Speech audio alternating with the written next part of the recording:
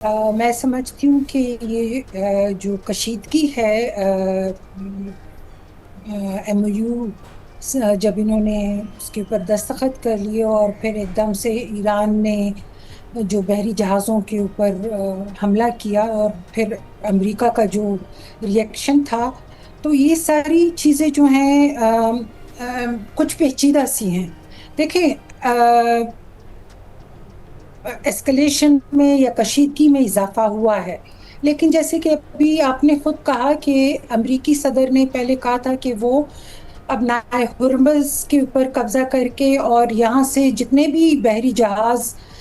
جائیں گے یا ٹینکرز جائیں گے تو ان سے وہ محصول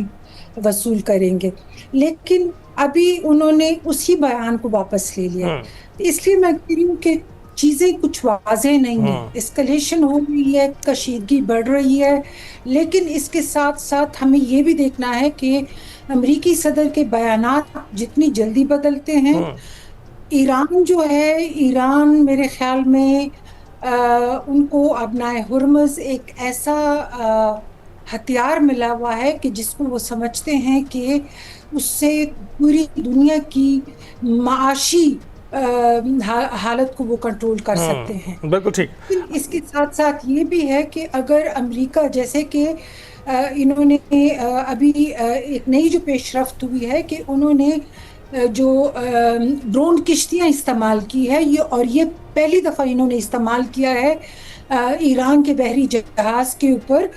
اس سے پہلے انہوں نے یہ ٹیکنالوجی استعمال نہیں کی تھی، تو کشیدگی بڑھ بھی رہی ہے، لیکن اس کے ساتھ ساتھ میرے خیال میں دونوں ممالک چاہتے ہیں،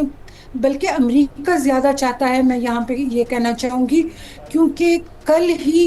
امریکی سینٹ نے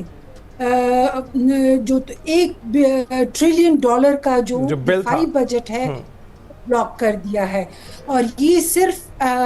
ڈیموکریٹس نے نہیں کیا، اس سے پہلے 4 ریپبلکنز نے بھی جنگ کی مخالفت کی تھی، اور ابھی 2 جماعتی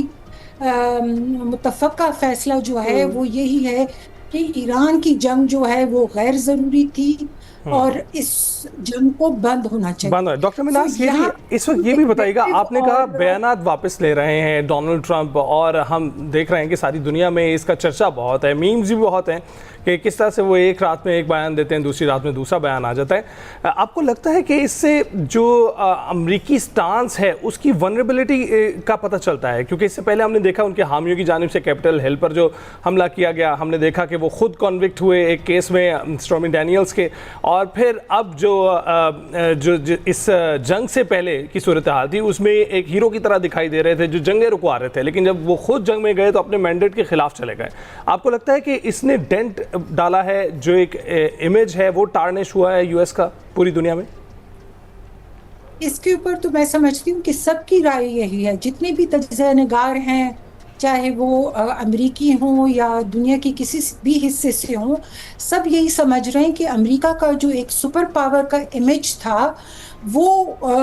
پریزیڈنٹ ٹرمپ کی موجودگی کی وجہ سے ٹارنش ہوا ہے۔ کس طرح سے کہ دیکھیں، خلیجی ممالک سارے ان کے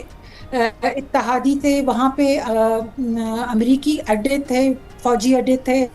امریکہ کا ان کے اوپر اثر و رسوخ تھا۔ اسی طرح سعودی عربیہ کو دیکھ لیں، اگر ان کے تعلقات کی ہم بات کریں تو وہ ان کا ایک اسٹریٹجک الائے تھا مڈل ایسٹ میں۔ لیکن اس جنگ میں سارے ایک ہی بات پہ متفق ہیں، یا سوچ ان کی یہی ہے کہ امریکہ جو ہے اب ان کی حفاظت نہیں کر سکتا ہے، اور وہ ان کو ایک غیر ضروری جنگ میں، جو ان کی جنگ نہیں تھی، اس میں امریکہ نے گھسیٹ لیا ہے۔ تو اوورآل اگر ہم لوگ بات کرتے ہیں تو امریکہ کا جو امیج تھا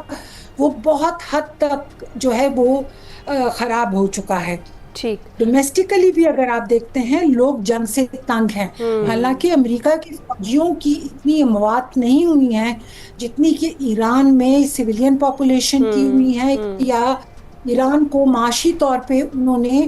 ایک طرح سے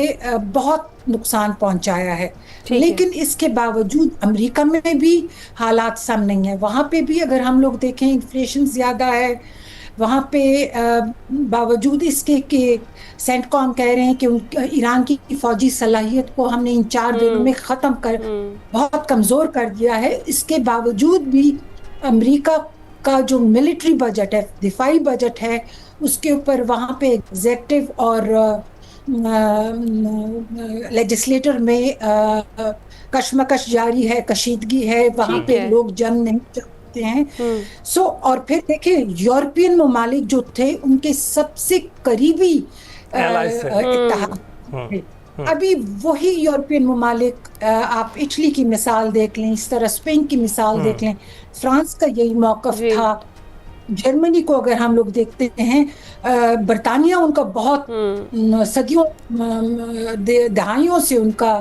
اتحادی ہے. انہوں نے اس جنگ میں بالکل امریکہ کو صاف اور واضح الفاظ میں کہا ہم اس جنگ کا حصہ نہیں بنیں گے، جو یہ ظاہر کرتا ہے کہ امریکہ کا جو ایک اثر و رسوخ تھا وہ اب وہ نہیں رہا جو پریزیڈنٹ. تو ڈاکٹر صاحبہ، جس طرح بھی آپ نے بات کی پہلے بھی کہ یہ جو صدر ٹرمپ کے بیانات ہیں ان سے لگتا ہے کہ شاید جو معاملات ہیں اتنے زیادہ ورس نہیں ہوں گے یا فل سکیل وار کی طرف نہیں جا رہے. کیا لگتا ہے آپ کو کہ بار بار انہیں جتانا یا بتانا کیوں پڑ رہا ہے کہ انہوں نے ابھی تک کیا کیا ہے اور وہ آگے کیا کرنا چاہ رہے ہیں؟ کیا یہ کوئی نئی اسٹریٹجی ہے کہ جو روایتی دباؤ ہے یہ بڑھایا جائے اور پھر جو میکسیمم پریشر ہے کریٹ کیا جائے؟ کیونکہ مذاکرات کی اگر بات کریں تو اس ٹیبل پر تو آلریڈی دونوں فریقین بیٹھے ہوئے تھے اور ٹیکنیکل طرز کے جو مذاکرات تھے وہ ہو رہے تھے. آپ کو لگتا ہے دوسری طرف یہ کہ پاکستان اور قطر جو ابھی بھی بیک ڈور معاملات ہیں ان کو سلجھانے میں کوشاں ہیں، تو آگے چل کر یہ دونوں میڈیٹرز بھی کامیاب ہو جائیں گے اور ایک بار پھر سے کسی نئے معاہدے کی گنجائش باقی بچی ہے؟ ہم اس حقیقت کو میں یہ کہوں گی کہ رد نہیں کر سکتے ہیں. امریکہ میں آپ یہ دیکھیے کہ ڈومیسٹک پریشر بھی ہے، امریکہ میں پریزیڈنٹ ٹرمپ کے اوپر زائنسٹ لابی جو ہے ان کا پریشر بھی ہے. یہاں پہ میں ایک بات یہ کہنا چاہوں گی کہ MOU جب ایک دفعہ اس کے اوپر دستخط ہو چکے تھے، ایران کی طرف سے جو پیش رفت ہوئی ہے یا جو انہوں نے اٹیک کیے ہیں، میرے خیال میں وہ ایک طرح سے اس کو میں ایک مس کیلکولیشن کہوں گی ایران کی، کہ انہوں نے وہ MOU کو،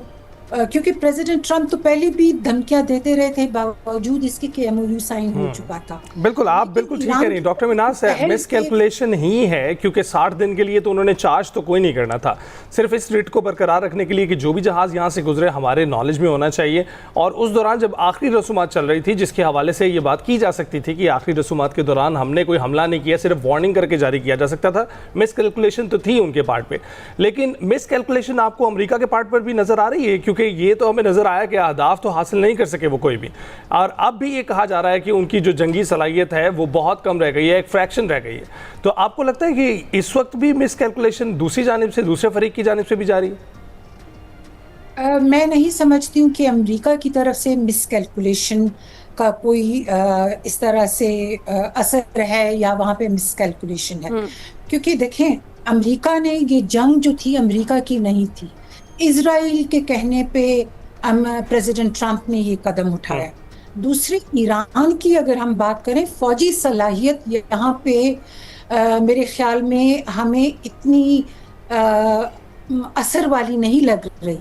یہاں پہ آپ جس طرح سے ایران نے مزاحمت کی اس کو آپ نے دیکھنا ہے، کیونکہ امریکہ ایک سپر پاور ہے. آج تک آپ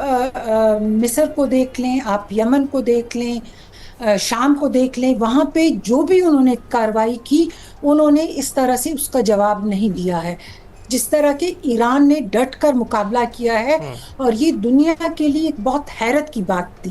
تو یہاں پہ فوجی صلاحیت سے زیادہ ان کی جو لیوریج تھی اور وہ تھی ابنائے ہرمز، جس کی وجہ سے انہوں نے پوری دنیا کو ایک فکر میں مبتلا کر دیا کہ یہ اب ایک معاشی جنگ ہو رہی ہے جس میں ایران جو ہے ایک طرح سے اپر ہینڈ ہے اس کا. اور ان کی جو میزائلز کی جو اسٹریٹجی تھی، جو ہائپرسونک میزائلز تھے ان کے، وہ آپ لیوریج کے طور پر نہیں دیکھتی ہیں؟ دیکھیں अमेरिका की मैं मिलिट्री कैपेबिलिटी की बात नहीं कर रही हूँ। अमेरिका की फौजी सलाहियत ज़्यादा है, लेकिन उस फौजी सलाहियत ने ईरान को तोड़ा नहीं है। वहाँ पे रिजीम चेंज वो नहीं लाए हैं। पूरी दुनिया की जो एक तरह से मैं कहूँगी कि सॉफ्ट कॉर्नर था, वो ईरान के लिए था, और हर कोई अमेरिका को एक एग्रेसर के तौर पे पेश कर रहा था। लेकिन अमेरिका की सलाहियत यहाँ पे फौजी बहुत ज़्यादा है। बार बार प्रेसिडेंट ट्रंप के जो बयानात बदल रहे हैं, उसको हम मिसकैलकुलेशन नहीं कह सकते हैं। हाँ, इसको आप मिसकैलकुलेशन कह सकते हैं कि उनको ईरान की भरपूर मुज़ाहमत का इतना अंदाज़ा नहीं था।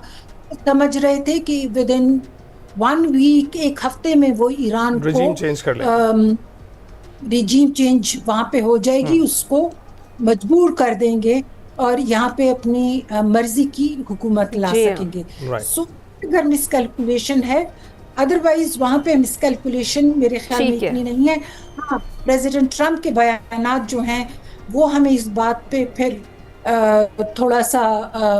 मजबूर कर देते हैं कहने के लिए कि अमेरिका में स्ट्रेटेजिक थिंकिंग जो है उसमें कंसिस्टेंसी नहीं है, खासकर प्रेसिडेंट ट्रंप।